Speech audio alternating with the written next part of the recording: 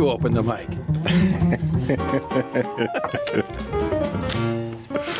Just when you think you're in control, the technician shows that she's in control. We were trying to play with the mics before, and she just closed them, so we couldn't have any preamble to the show. But we're here now. It is the Link Online. I'm Mark Montgomery, joined in studio by Carmel Kilkenny. Hello.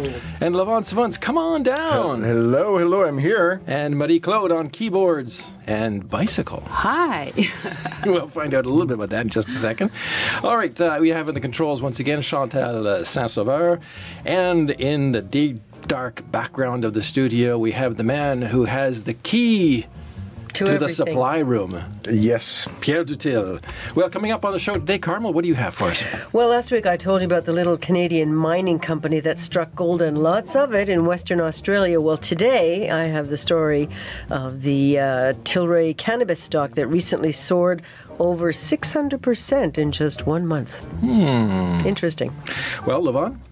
Well, I'll talk to a genocide expert who says Canada should do more to prosecute returning ISIS fighters. Also known as Daesh. Also known as Daesh, yes. Marie-Claude, what about you and bicycles? Well, I tried the new electric bicycle of Bixi, the Montreal bike sharing system, and I made a video about it, and I'll show it to you. All right. And I'll Look forward to it. I'll have a new study from the Insurance Bureau of Canada that says preserving the environment can save millions of dollars in damage from flooding. And we'll also have some of your comments to our various stories that we've posted this week on the internet. That's coming up on the Link Online. All right, Levon, we're going to start with your story and this leading Canadian expert on genocide who is calling on the federal government to prosecute these Canadian jihadi fighters who are now returning from Iraq and Syria. Yeah, Kyle Matthews says Ottawa has a moral and legal duty to seek justice and uphold the rights of vulnerable minorities that were targeted by these extremists. Professor Matthews is the executive director of the Montreal Institute of Genocide and Human Rights Studies. And according to government figures, there were about 190 foreign fighters with a connection to Canada in Iraq and Syria. About 60 of them have returned back to Canada. Out of the 60, only 2 have been charged with any crimes so far. Professor Matthews says ISIS and other jihadist groups engaged in systematic mass atrocities against minorities in Iraq and Syria, particularly the Yazidi minority, the Christians and the Shias. And he wants Canada to use its crimes against humanity and war crimes laws to prosecute them. So I asked him, why aren't we seeing more of these prosecutions? It's a good question. I think if you look across many Western countries, they're all struggling with finding the best response to this. And yes, it has to be said that it's difficult to prosecute returnees, to gather evidence from a battlefield, to know who is who. That is challenging. However, it does appear that there seems to be a lack of political will to even attempt to prosecute. We have prosecuted individuals who have tried to leave Canada to join ISIS, or we've taken away their passports. Some of them have been in jail.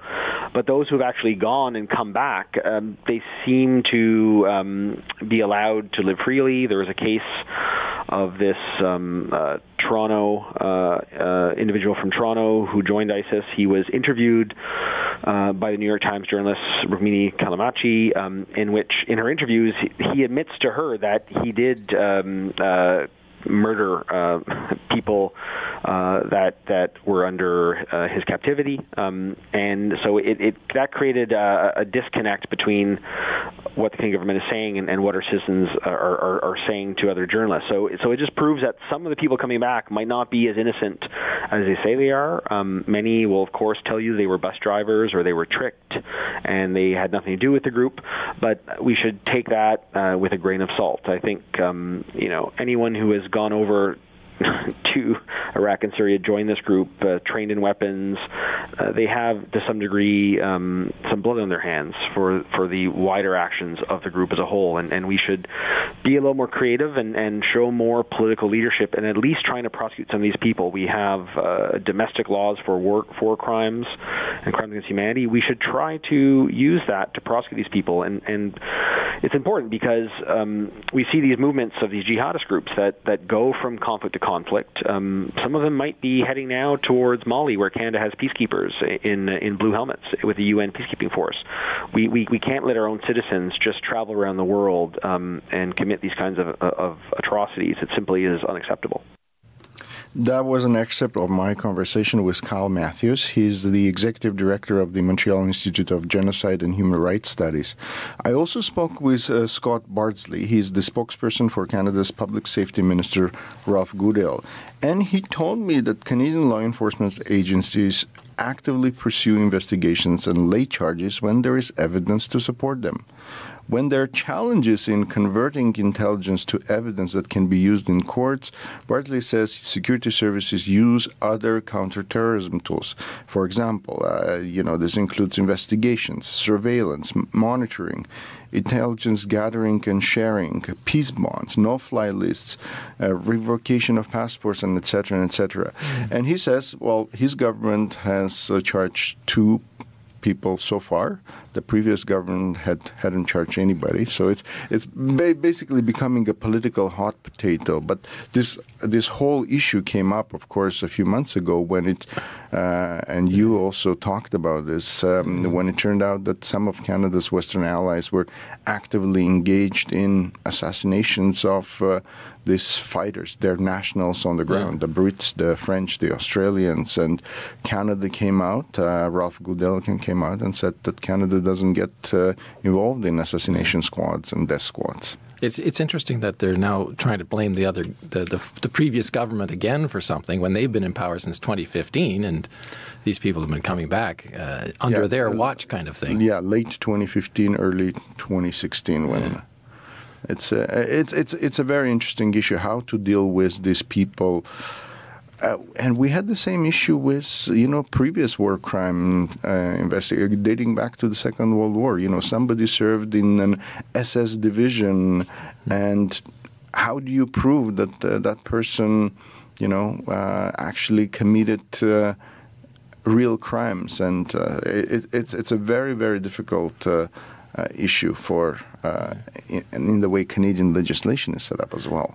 In those cases, there's I guess a bit of a difference, because what we have here were Canadian-born citizens who were going to fight abroad. And in the Second World War case, most of these war criminals immigrated under false pretenses and said they didn't do anything. And so they were allowed in because there was no real evidence. But over time, actions like by the Simon Wiesenthal Center and so on dug up information, and that's how some of these people got caught. But 2 out of 60. Yeah. Interesting indeed. Well, we'll have more to come on the program in just a moment.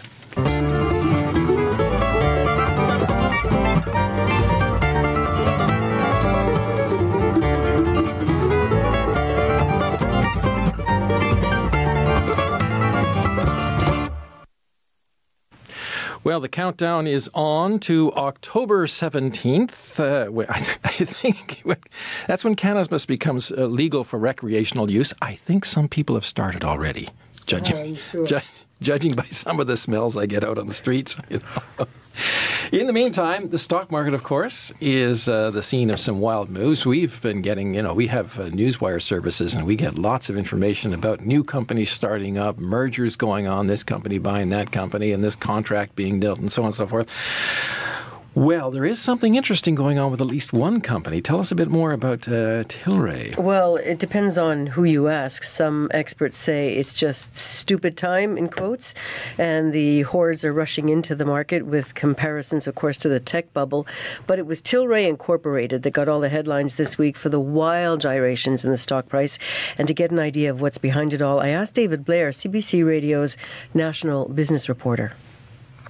Well, it was mainly because there was one piece of news that was very important to its business model, and that was that the U.S. Drug Enforcement Administration approved Tilray's cannabis for use on trials for neurological disorders. So that means that the Canadian product would be shipped into the United States. They're going to do some clinical trials, and then, of course, that could open up the door for regular use and regular shipments of this Canadian-grown cannabis for medical purposes in the United States. So is that the fact that it opens up the U.S. market?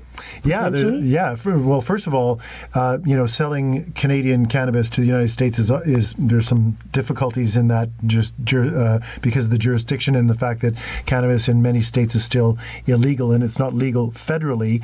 But for medical use, it does open up a huge opportunity for Canadian companies, and because of where Canada is in the space of cannabis and marijuana, because it is a growing industry in this country, the Canadian companies are looking outside to find places where they could sell the product, because we have a nascent industry that is developing very quickly. And in the case of Tilray, it was just an opportunity to open up a brand new market. Last week, however, Canopy Growth was the leader in the market. True. Doesn't it have equally lucrative contracts? Yes, it does. I'm not sure where. I know they have some in Europe, some contracts to supply medical marijuana to some European countries. Germany, I believe, is one, yeah. And so, yes, when you get to a certain scale, a certain size of your business, you look for opportunities outside of your home market.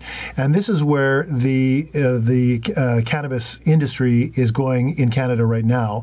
And that's why people from around the world are looking at Canada, because this is an experiment that is going on, not just from the medical marijuana perspective, but because in October, Canada is opening up the recreational marijuana space, which means that anybody over the age of 18 or 19, depending on which province you're in, will be able to buy pot legally in Canada for recreational use. So you want to light up a joint at your backyard party, it'll be completely legal in Canada, which means that these companies have started out, they were quite small, and then they got bigger and bigger as the medical marijuana side of the business grew.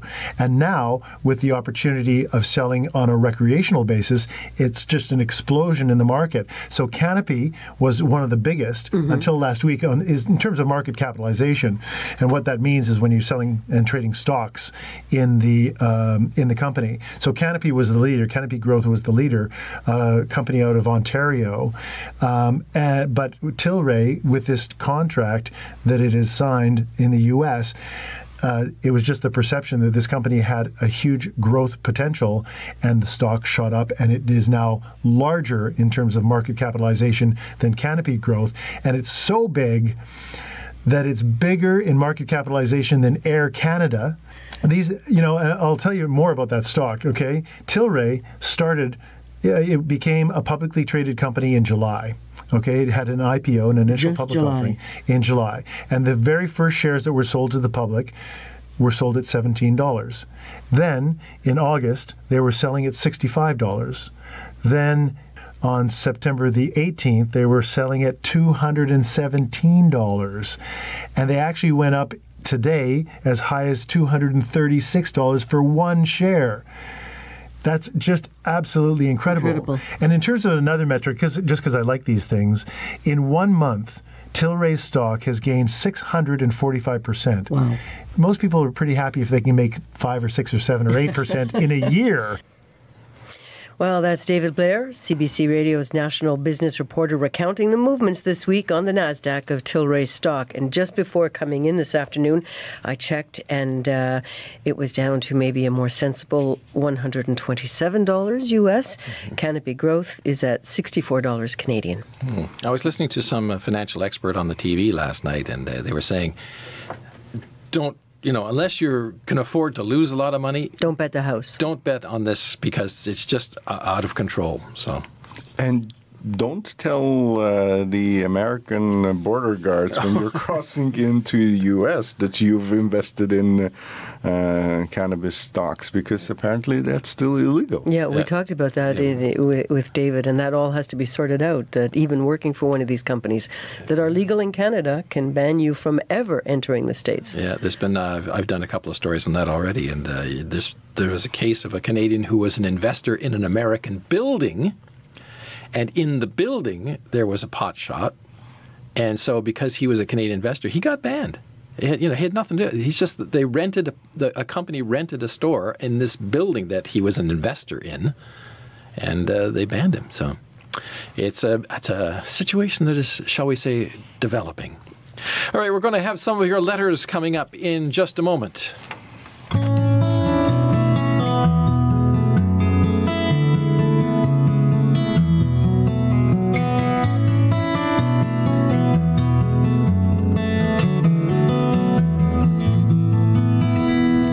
Well, it's time now for some of the comments that you've posted to various stories. And speaking of border agents, there was a story we had not long ago that some Canadian border agents are rude and disrespectful. And Sterling, somewhat perhaps cynically, said this.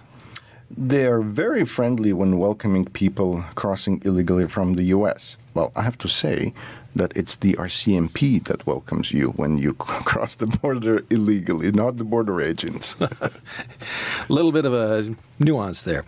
All right, on the story about humanitarian aid groups raising the plight of Yemen's children ahead of a summit in Montreal, Peter Ashcroft wrote this. The warfare in Yemen and elsewhere is a satanic form of population control, whatever religious beliefs are ironically quoted. And we had a story about a lost narwhal from the Arctic, which seems to have found an entirely new group of friends of beluga whales in the St. Lawrence. And Carolyn Paul said this. I was shivering as I watched the belugas and the narwhal. It makes me think that oneness is an important thought. Yeah, that's an interesting story. Did you hear about that? Yeah, wasn't that? But what I loved was the shot from above, right? Oh, the drone shot, yeah. Yeah, where you could see them all together in the school or pod or whatever it is you call. Just hanging out with the boys. It was beautiful. Yeah. All right, an interesting observation comes from Rick on the story about new rules coming for drone operations. Drone operators, yes, that's in how Canada. That photo was taken, I'm sure. Unfortunately, due to overreaction to some unconfirmed drone sightings and fearmongers all over the mainstream media, yet another harmless hobby is effectively banned by senseless draconian rules in true Canadian fashion. If something fun and enjoyable ever comes around, you can be sure Canada will restrict it to death, but it's okay. Soon you'll be able to get stoned on your government-approved weed and forget how the government legislated all the joy out of life. Wow. That is an interestingly written comment there. Interesting viewpoint. Yes, indeed. On a story called New Poll Shows Canadian Support of a Handgun Ban, James wrote this. Well, a poll asking Canadians something they know little to nothing about is a farce. The vast majority of the public and politicians have no idea of the very strict laws already in place in Canada. They have no idea of the costs, mandatory courses, and daily, yes, daily criminal record checks. These results have no value. And another comment on the same story, this one from Brandon. This is ludicrous. I legally own my firearm and have never even considered using it to commit a crime. Taking it away from me and people like me, who are the majority of us who own firearms, will do nothing but disarm the innocent while the guilty stay armed. Come on, Liberals, try thinking with common sense. I really do hope the Liberal government is voted out. They should have never been in power. Unbelievable. And on a tech story called 5G Corridor Coming to Canada, Joe commented. I do not think 5G will ever come to Canada.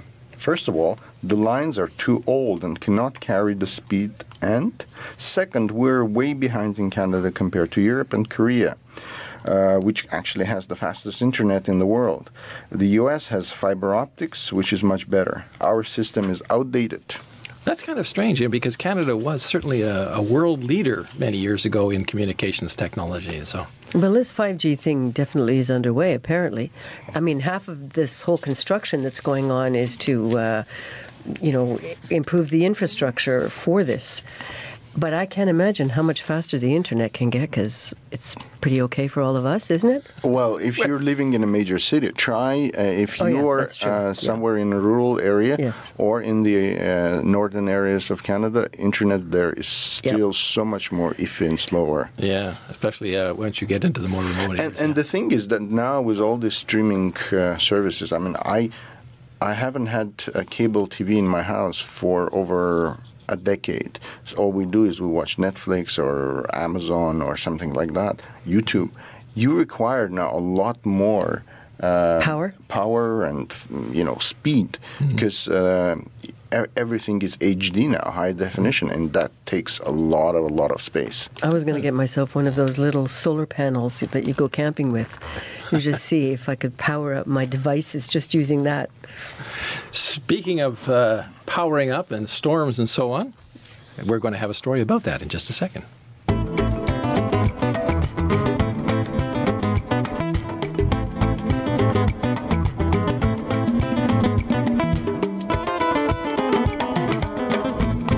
Well, of course, we had a lot of storms in the last little while, and the next thing you know, the power's out and there's flood waters all over the place. Well, we have seen what appears to be a lot more of these storms, which appear to be bigger and more damaging, including, of course, lots more floods. But it's not just the appearance, because the Insurance Board of Canada is saying that their members, they represent the insurance companies across Canada, and they say their members have been paying out millions and millions more in the past few years due to damage from storms because of climate change, and most of that is from flooding. So what they did was they commissioned a study from the University of Waterloo's Intact Centre of Climate Adaptation to see if there were ways to mitigate the damage and therefore perhaps the payouts. Now, I spoke with Blair Feltmate, who is head of the Intact Centre, and in this excerpt I asked him to give an idea of how the damage has increased. Well, up to over the period of, for example, about 1983 up to 2008, on average in Canada, the insurers would realize total insurable claims payouts due to natural disasters on the order of about $250 to $500 million per year. That's how much they could count on paying out for floods or fires or windstorms or whatever it might be. From 2009 onward, that figure has gone well up over $1 billion per year for 8 out of the last 9 years. And the factor that's driving the greatest increase in that number is flooding. And the factor behind it that's causing this increase in flooding primarily is bigger storms due to climate change, combined with the fact that we've eliminated natural infrastructure in the country where, in many regions, where water previously would have had a place to store, and now we're losing that. But as you say, if we've been taking away these wetlands for development purposes, it seems that there's a conflict here with potential income, revenues, and so on against the preservation of the natural ecosystems. You are correct. As a matter of fact, I run into exactly that conflict right across the country, where people want the property tax revenue base that could come from building, and I understand that. However, the reality is, if we continue to build in these areas that are the natural repositories for water, you can only cheat the system so long until it catches up to you in the form of flooding. But of course, a lot of people will say, oh, well, we can do this, and then we'll put in canals and storm sewers and so on and so forth that will take care of that. Yes, you can. Really, what we need is a combination of natural infrastructure working with built infrastructure, the two working in combination. Natural infrastructure can be a very cost-effective, easily deployable way of mitigating flood risk, but it's not the sole answer. At other times, you do have to build berms and diversion channels and other means to handle water. But as a general rule of thumb, the best course going forward is, number one, is to retain what you have in terms of natural infrastructure. Let's not lose more of it. Number two, let's build back what we've lost, because that natural infrastructure that was a depository for water, it was there for a reason. It was in the best location, or it wouldn't have been there in the first place. And then number three, you build what you must. So retain what you have, restore what you've lost, and then build what you have to in sort of order of preference to control for flood risk. How do you get back what you've already built over, though? Well, it's not always easy. It's a matter of what's been built in its place. In some cases, if it's fairly light landscaping or parking lots or whatever it might be, you can recover areas like that. But in other areas that we've simply built over them and the infrastructure is very permanent, so to speak, there's not too much you can do about that. So the number one factor at the very top of the list is let's retain what we have. And that was Blair Feltmate, head of the University of Waterloo's Intact Centre on Climate Adaptation, and the full interview is in the highlights section of the website.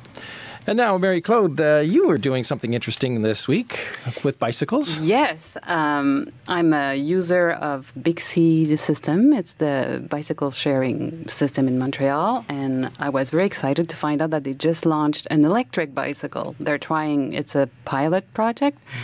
And they're asking the population to try them, and they're going to compile the information. So I use my bicycle almost every day during the summer to come to work. And I come from the South Shore, and I thought, that would be nice to have a little bit of help from electricity to go across the river, because there's a big ascent to do. So, well, I tried with the help of a colleague, the bicycle itself, and I made a little movie. So here it is. Let me just do this here.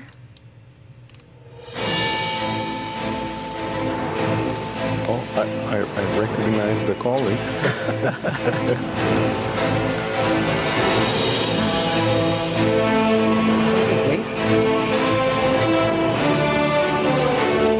That's the bridge that I cross every morning when it's not raining.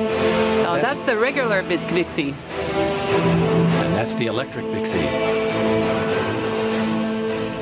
Wow. Pedal it up and away you go. Well, see, this is the interesting thing, is that it's not an electric bike in the same way you think of, where you turn the switch and it takes you electrically up. You have to pedal on this. It's what you'd call, I guess, a assisted propulsion assist. Yeah. So that was it. We had a lot of fun. What did you think of it? Well, I think that the main purpose that I take my bicycle is to sweat. For the exercise. Yeah. So if you take the electric bicycle, you kind of fail on that side. Defeat the purpose. But also sometimes you want to get somewhere without being sweaty. Like work? Yeah, that's it. Well, I come to work, but I have to change and, stuff like that. So I thought, this is good. If you have a knee injury, so this is good. Right now, they're not that easy to access because there's only 30 of them, And they're all over the network? Yeah, and in the app, the Bixi app that you can have, it shows where they are. But, like when I was trying to find one to do this, it said it was at one place, but by the time I got there, it was gone, so I had to go to several places. So right now, they're kind of difficult to track, but still, I think it's fun. It's a good idea. The problem right now is to recharge the battery, because... Oh, yeah, that would take time. Well, it takes 4 hours, but where you put them, which is with the regular bicycles, it's not connected to the electric system. So actually, employees of Bixi's have to pick them up and bring them back to Bixi's quarters right now. That's a real drawback at the moment. At the moment. Well, that's what they're all evaluating. What did you think? Well, a couple of things. I mean, I found the advantage would be if you have a lot of hills to go up, because then it's very easy, because you get, when you pedal, if you give a hard thrust down, it generates a real push. But it's limited in speed. I mean, if you want to go fast, forget it. These things just don't go fast. It's not for excitement at all. Really? Because I tried an electric bike here at work a couple of months ago, because CBC runs a pilot project for employees who want to use an electric bike, and you get it. Yeah, well, we call it. It was scary how fast. It's not really an electric bike. It's a electricity assisted bike. Yeah, it was the same thing. It was an electricity assisted it won't bike. work if you. Yeah. And the thing is that once you start accelerating, maybe this one the speed limit was set a bit higher. Yeah. But you can really go like a pro. It was wow. Bixi says I found it actually a bit dangerous, because when you're used to pushing hard to go uphill, and then suddenly you push hard and it goes woof. Well, I've seen one a bicycle, in traffic going as fast as the cars in front of these buildings. And these Yes. cars, I mean, there's a speed limit here, but nobody observes a speed limit. It's like 70 kilometers an hour out there. Yeah, and this bicycle, 80. this guy on this bicycle, zipped right by. And I thought, they haven't got motorcycle brakes. And, I mean... It's dangerous. There's no doubt about it. I thought it was pretty darn dangerous, yeah. I mean, but like I say, this particular one, if you stop pedaling, you lose all assist. So the best thing to do would be to pedal at roughly around 10 kilometers, 12 kilometers an hour, and it's great. You hardly any effort, and away you go. But if you want to go faster, you pedal faster, and there's less return. Are you going to start taking one? No. Why not? Well, because that's all the time we have for the show today. We have to go. We're going to pedal our way out of here. And it's pouring rain outside, so is it? nobody's pedaling anywhere. Oh, my gosh. Well, for Carmel and Levon and Marie-Claude and Chantal and Pierre Dutil, I'm Mark Montgomery. Thanks for joining us this week. Bye-bye until next week. Bye-bye.